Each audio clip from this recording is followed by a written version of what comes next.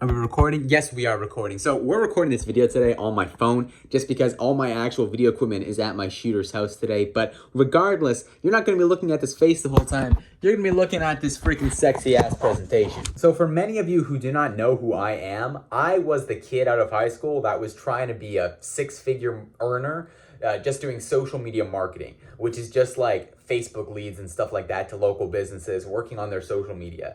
And I was hustling with that for like 2 years, and I probably made like $5,000, $10,000 over the course of 2 years. So I was like, making next to nothing. And it was really frustrating to me because I wanted so bad more than anything to like run a business and make money doing something that I loved, which is, like something involving social media.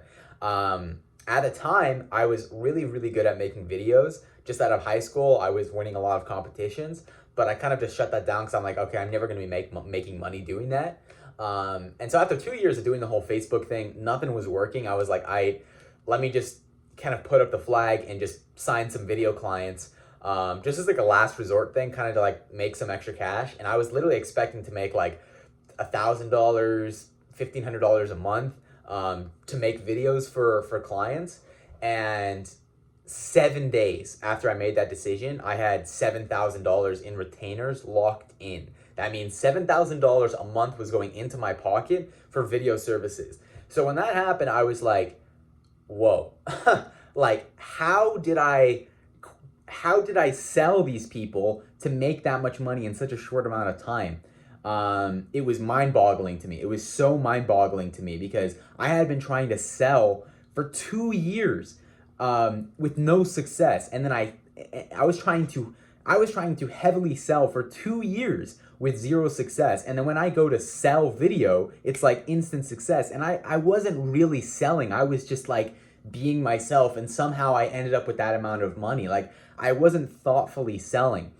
And that was like February or April of 2020. So almost a year now of going through that. And finally, after such a long time, like a year since that happened, I found the name for that type of selling that I did accidentally, and that's called gap selling.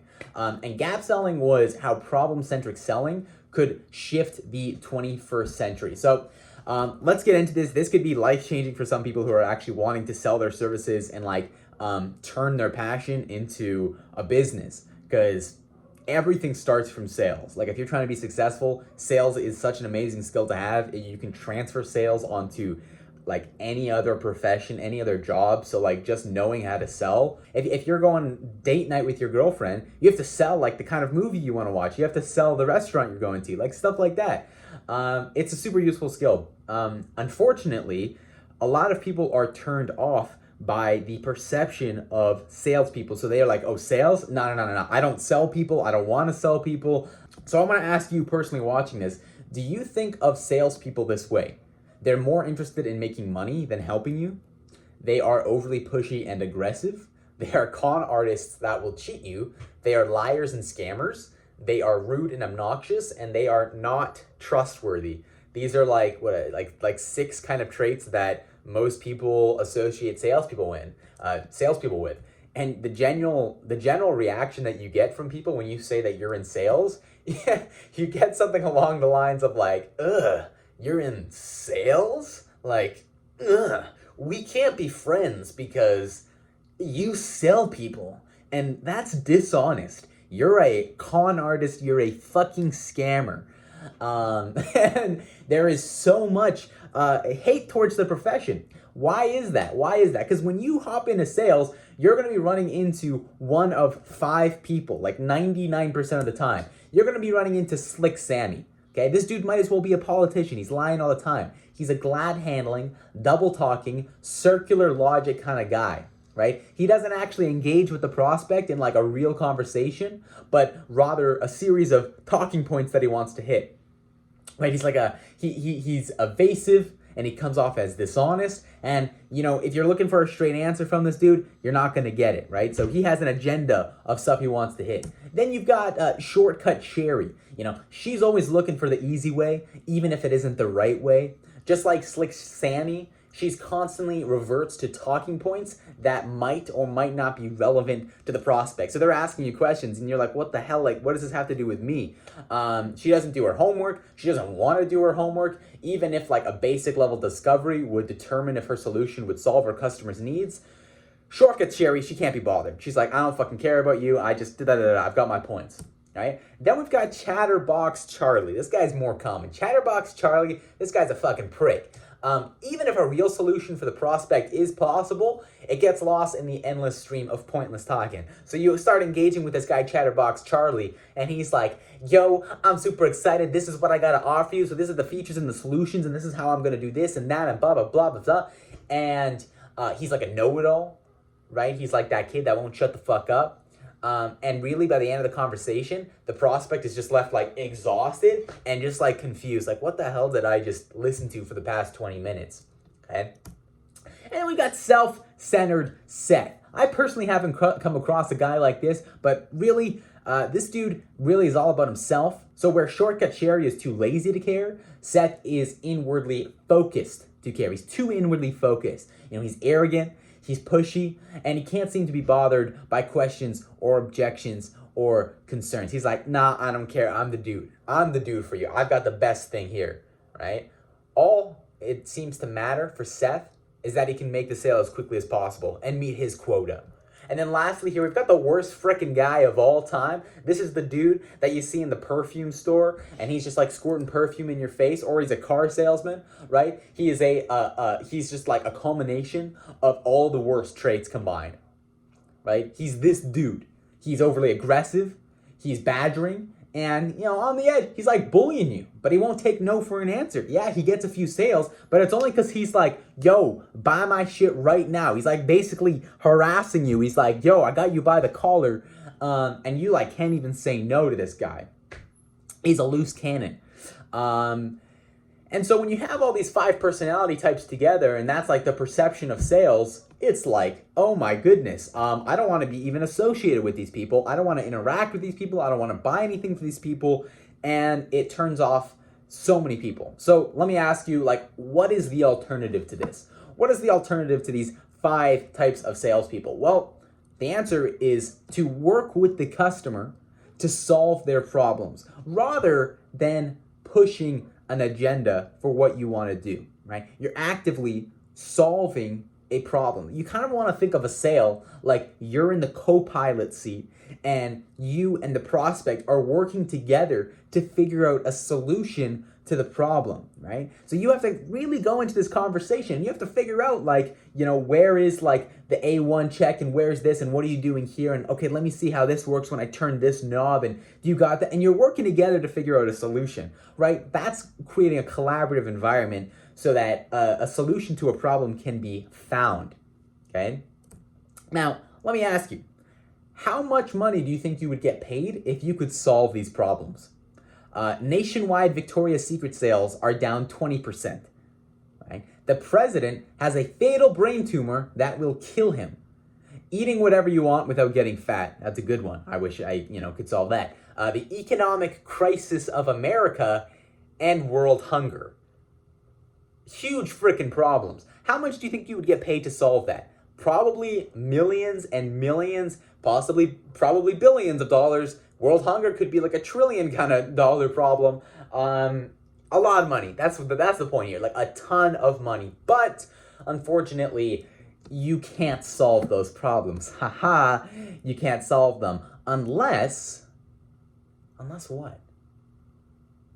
Unless you're an expert in that field. If you're an expert and you're like, the president's gonna die with a brain tumor and you're an expert in freaking solving this shit, yeah, you know how to solve it. You have to find the problem, solve the problem, and then get paid the cashola to solve it. And so if you're an expert in that field, you can solve these problems. So assuming that you're an expert in the thing that you're selling, here are 5 steps to utilize expertise to co-pilot the problem with the customer and ultimately make a lot more sales. Okay, so before getting into that, the first thing you need to understand is this one key principle, okay?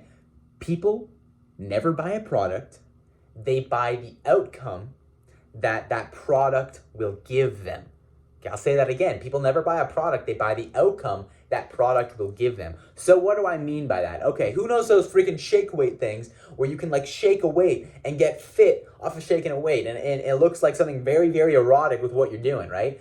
When someone buys a shake weight, if the dude is buying the shake weight, he's not buying a shake weight.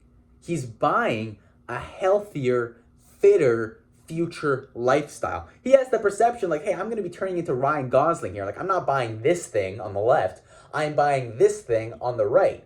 And really, he thinks the value of the shake weight, which is looking like Ryan Gosling, that's the value the product is giving. He thinks the value exceeds the price of the product, which is $50. So he's thinking, for $50, I'm going to be looking like Ryan Gosling.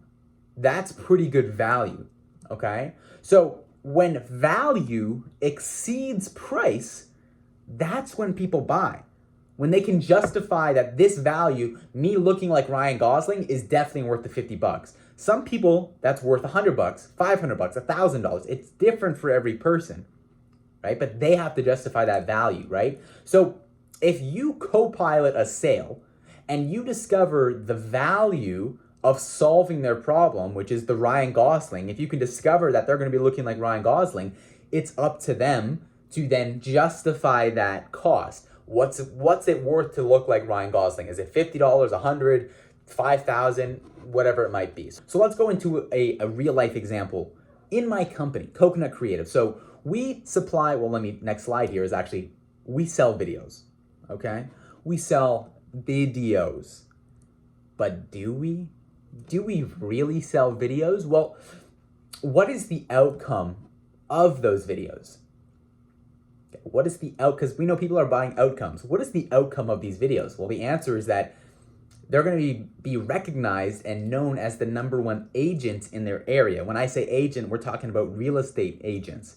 Okay, so the outcome that they're buying when they're buying these videos is that they're going to be recognized as the #1 agent in their area. So then you have to ask yourself, and this is what the prospect will be asking themselves as well, what's the value of that? What's the value of being recognized as the #1 agent in your area? Well, let me tell you guys what the actual value of that is. 60 to 65 home units sold for the top agent in an area on average. That's $600,000 to $1 million in commission. You're getting noticed and asked to take selfies with strangers. Autographs are being given. Financial security for the rest of your life. Stress, anxiety, gone, right? You can finally pay off your mortgage and buy a dream home. You can spend a lot more time with your family, right? The outcome, being the #1 agent, if you have this, it unlocks all this other stuff.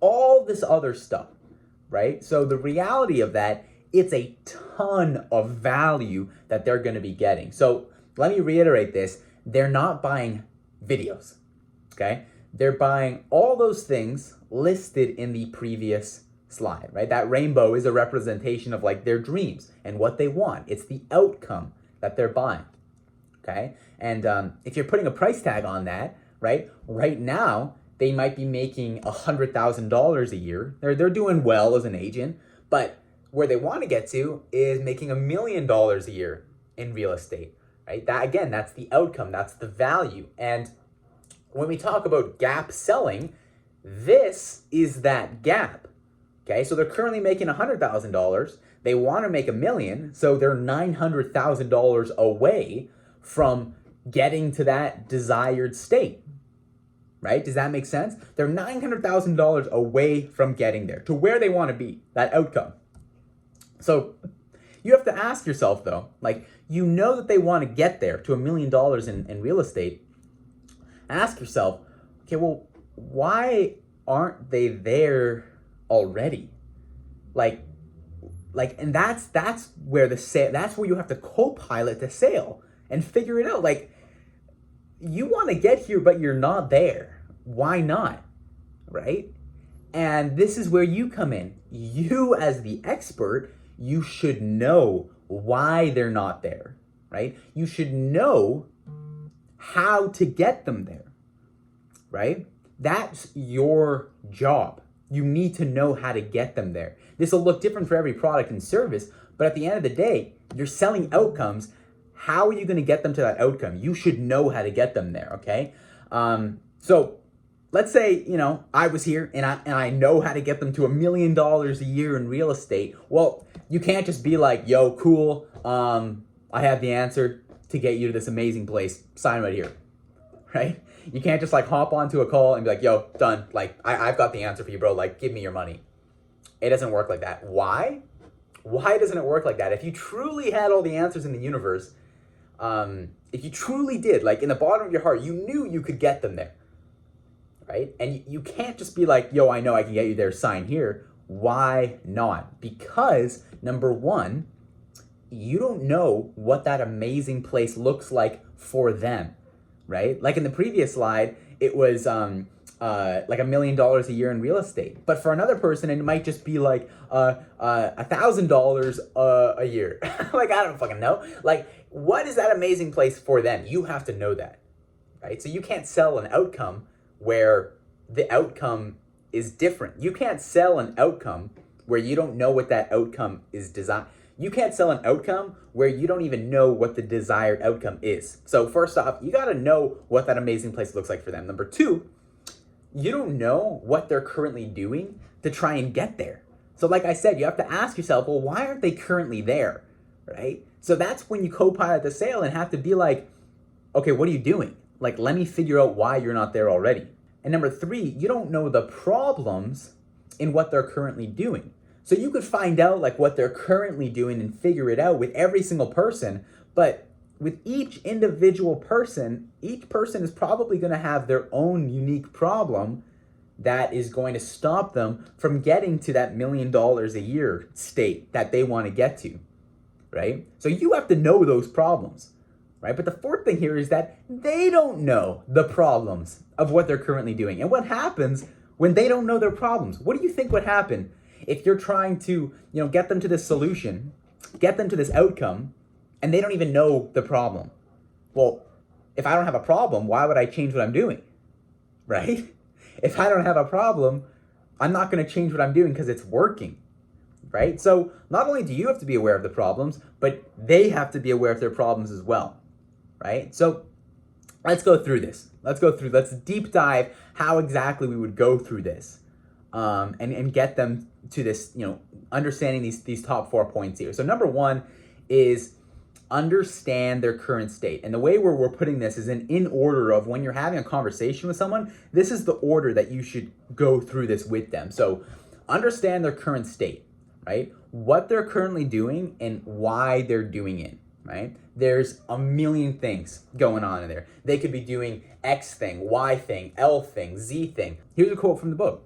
The current state is what lets us see not only the problem, but also the real issues for each specific buyer. It's the unique identifier, right? So by laying out that Susie is doing X, Y, and Z, you can see that, okay, Z is a problem. I know that's a problem. That's what's stopping her from getting to $1 million. It's not X or Y, it's Z that's stopping her from getting her to that problem. But for another person, they're doing X, Y, and Z. It might be X, right? It's different for each person. It's the unique identifier. Not everyone in the world is doing the exact same thing. It's very rare. Like, no one's doing the exact same thing. Everyone has a unique situation for what they're doing. So that's number one. Figure out what they're currently doing. Number two is pre-make problems that your product solves. This is going to be extremely valuable for the prospect, right? Because if you're having a conversation and you know the problems you can solve, and you find out that they have a problem that you can solve, you just need to make them aware that, hey, you have that problem and I can solve that problem. So here are 3 examples that our video product actually solves. Number one, they're not getting any engagement on their social media. Number two, they're not reaching cold leads, meaning that they're just focused on like referrals and stuff like that. And then number 3, there's no differentiation, meaning that they're doing the exact same thing as everybody else. Okay? So I know that those are problems. I've written them down, that those are problems I know we can solve.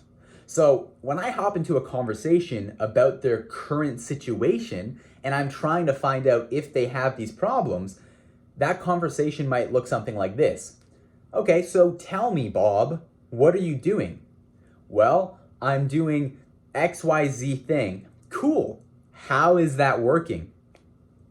He says, no, I'm not getting any engagement from it. It sucks. So I'm like, okay, that's a problem that we can solve. Okay, what would you like to see happen, Bob? You're getting 0 results right now, no engagement. What would you like to see happen? And he's like, well, I really want the content to be unique and different, something that no one else is doing. And I'm like, okay, so he's got another problem we can solve, which is differentiation. Okay, awesome. And then I say, why do you want to see that? Like, why do you want to be different with your content and get more engagement? And he's like, well, Ethan, if I'm going to be honest, you're one of the most handsome business owners I've ever spoken to, so I'll just be straight with you. I'm really just looking to get more business from like cold leads, people who don't know me.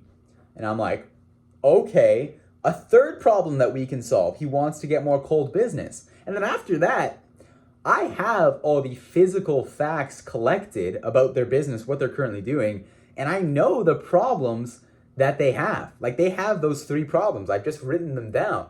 You might want to, you're going to obviously want to ask more questions about what they're doing currently, because it's not going to go like so easy 1, 2, 3. Like, you're going to have to dig a bit. But once I know that they have like those 3 problems, 1 problem, 2 problems, like it's good. Then we can go on to the next step. So what's the next step? That's step 3. You want to troubleshoot the impact of those problems. This one is insane. This one is absolutely incredible. So let me share with you guys. A headache is a problem. Yes? I've got a headache. Oh, it fucking hurts. Like, I can't focus on anything. I'm in so much pain right now. That's a problem. A headache, okay? But how much would you pay to instantly cure a headache? Like, I want to ask you this right now. If you had a freaking killer headache and you're like, shit, I just want this to go away right now, and I'm like, yo, I have a pill that could instantly cure your headache, how much would you pay for that? Like $5? Would you pay $50? Would you pay $500? What about a headache that is caused by a brain tumor that's going to kill you in 48 hours? So this headache isn't just a headache anymore. It's a headache caused by a brain tumor that you know is going to kill you in 48 hours. It's 100% going to kill you. You are going to die. And I'm like, yo, I got this pill that can cure the headache and you're not going to die. Right? How much would you pay for that pill? $5,000? $50,000? $500,000? Nothing because you want to die? Realistically though, you'd pay anything, right? To cure that headache, because the impact is huge, right? The impact is massive. So when you look at the gap sale of this, their current state on the left here is that they're dying tomorrow. Like, they're dead, right? And their future state, like where they want to be, is that they get to live another 50 plus happy years. And so the gap, the value, instead of the value being $900,000 like before, the value is a full life. Like, you get to live a full freaking life if I sell you this pill, okay? So here's an example. Here's an example again from my business, right? Coconut Creator, with what we're selling. So they have the problem that they're not getting any engagement from the content that they're making or posting or stuff like that, right? And look, no engagement on what you're doing as a realtor, that is a problem, right? But realistically, like, in their mind, what they're thinking, like, deep down is like, yeah, it sucks, like, I don't get any engagement on social, but like, so what? I'm still making money. Like, I'm still selling homes. I'm still top 10%. Like, I'm doing well. Okay, Ethan, like, calm down. It's not really a problem. We have to make them aware that this is actually big. This is a headache that's going to kill you tomorrow. This isn't a headache that's just going to go away in 5 minutes. This is a headache that's going to kill you tomorrow. So a conversation to discover that impact might go something like this. Hey, so let me ask you, Bob, what happens when someone is evaluating an agent that they don't know? What do they do? And he's like, well, geez, let me think, Ethan. They check their social media, of course, and like their website, like they're just looking for, some stuff on there that shows that they're credible.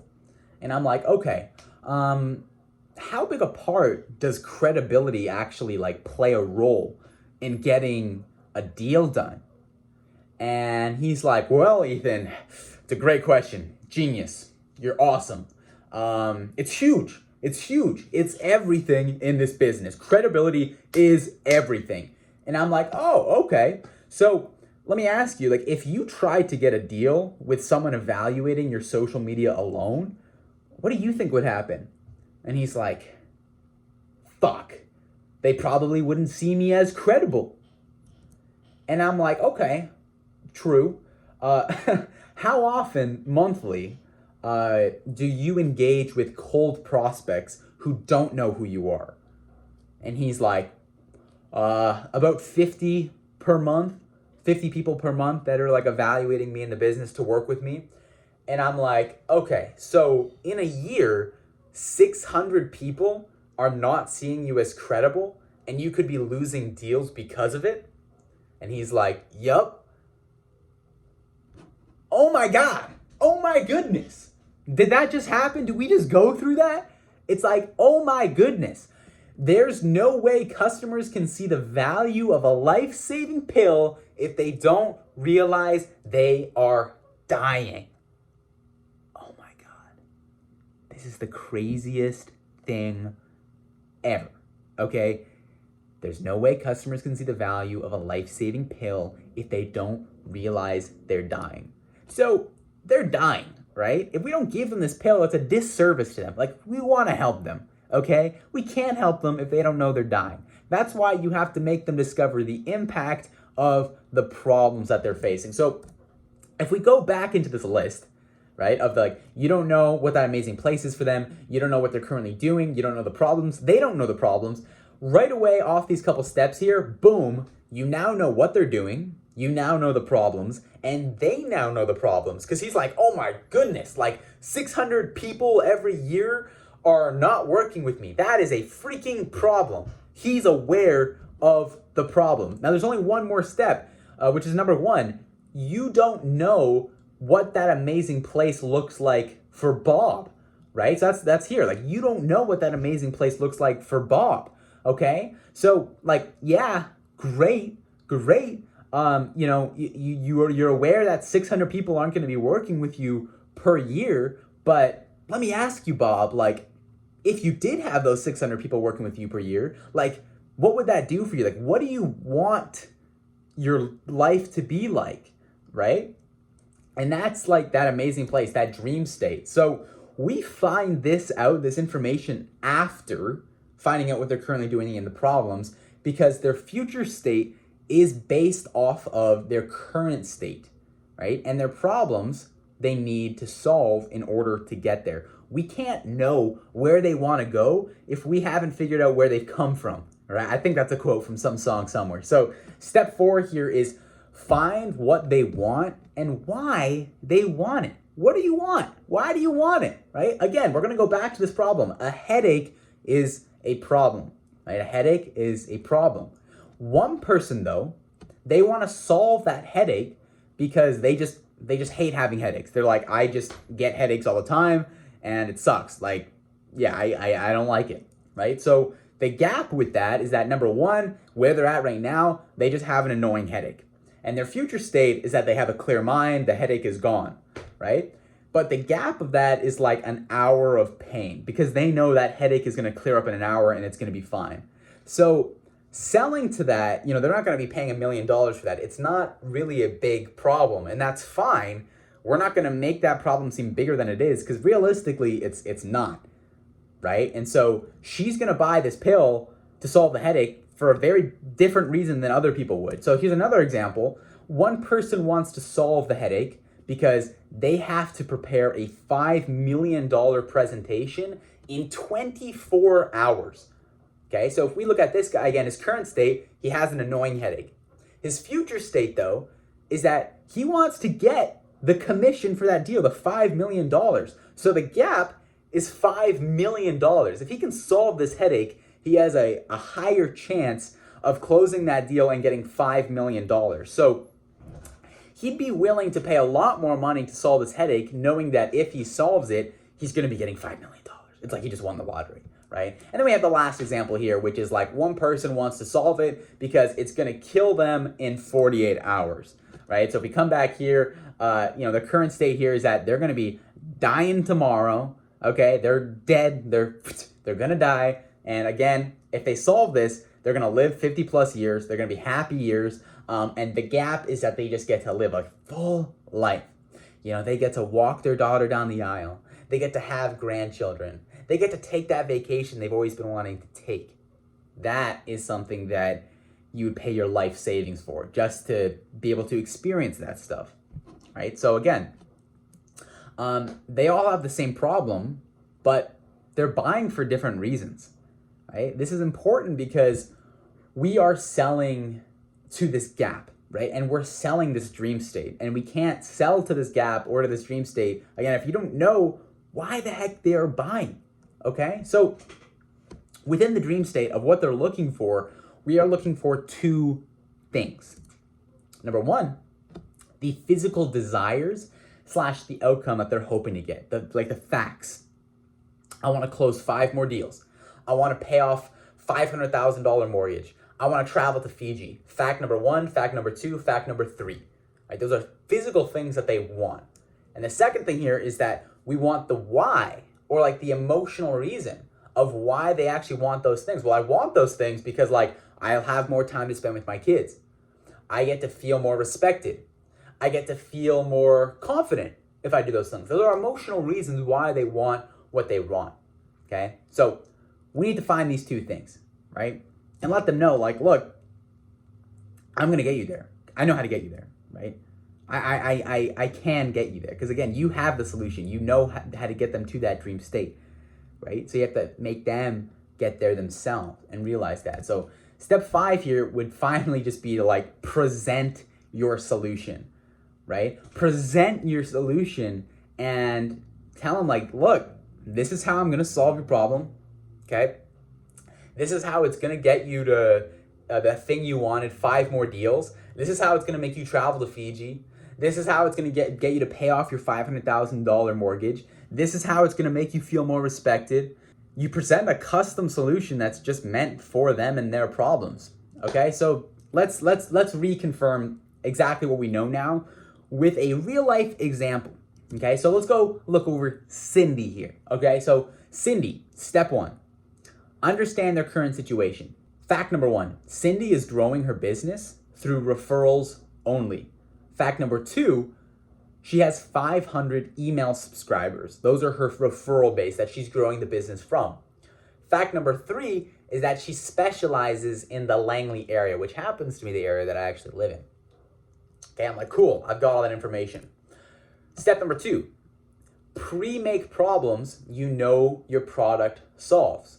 Okay, so we know in advance that our product will get Cindy more business outside of her list of 500 email subscribers. Like I said, cold leads, getting people to talk to her who are outside of that 500 lead base. Okay, so we know that's a problem that we can solve. Step 3, troubleshoot the impact of those problems. So we make Cindy aware that by doing this, by just focusing on those 500 people, she's neglecting 99% of the community that also wants to buy real estate that isn't on her list. And then she's like, shucks, I've been spending all my time focusing on these 500 people when I could have been focusing on 500,000 people in the community. How dumb of me, okay? We're making her realize the impact. Step 4, find what they want and why they want it. Physically, she wants 20 extra seller deals by 2021. That's her future state, fact, this is what I want.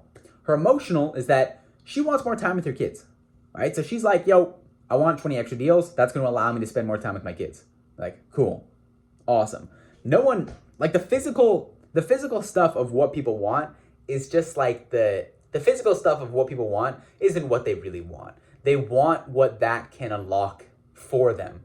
right? Which is what everyone really wants. Like, she doesn't want 5 extra deals. She just wants that because it's going to be able to make you spend more time with your kids. Like, that's what she really wants. So that's why we find the emotional state. And then step 5 is just present.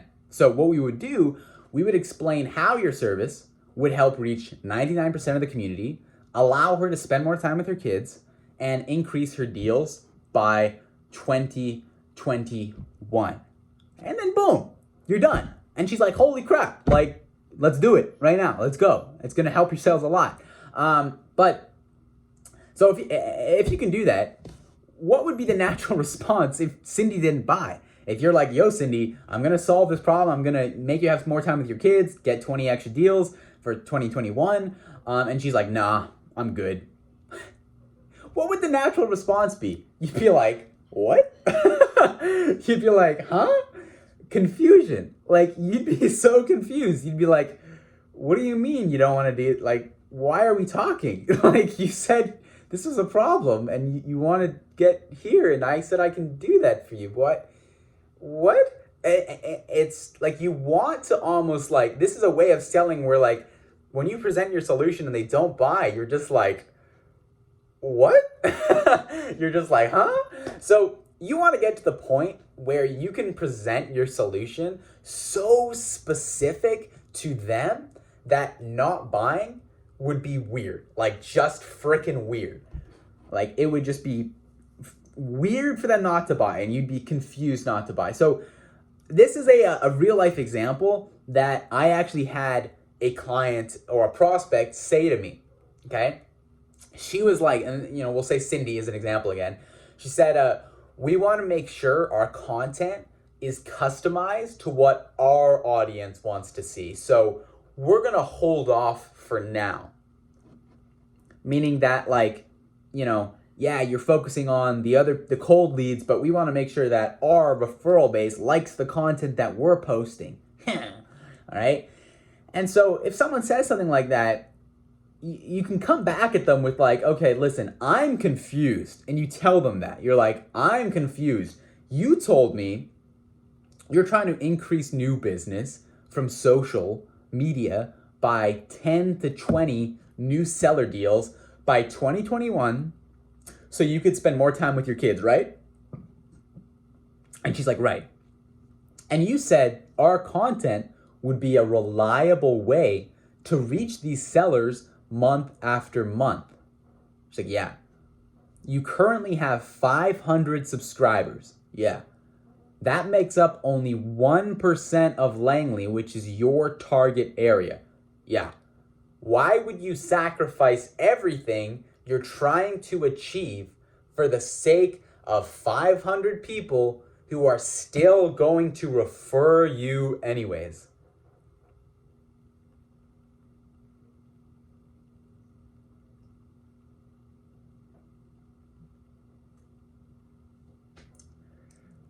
It's too good. So in summary, step 1, understand the current state. Step 2, pre-make problems that you know your product solves. Step 3, troubleshoot the impact of those problems. Step 4, find what they want and why they want it. Step 5 is present. Guys, you implement this, it's going to help you like you've never.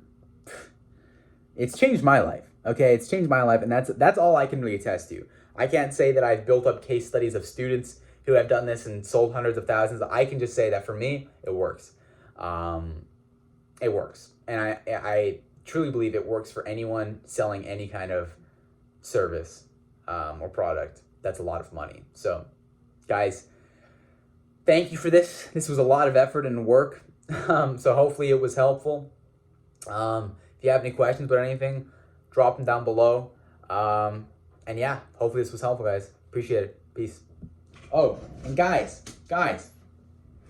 pick up the actual book, Gap Selling. Pick up the actual book. If this interests you at all, pick up the freaking book and just read it yourself. Like, all of this stuff is just better explained in that book. So hopefully this was helpful, guys. I appreciate your time watching this very long video, and I'll catch you guys on the flippity flop. Bye.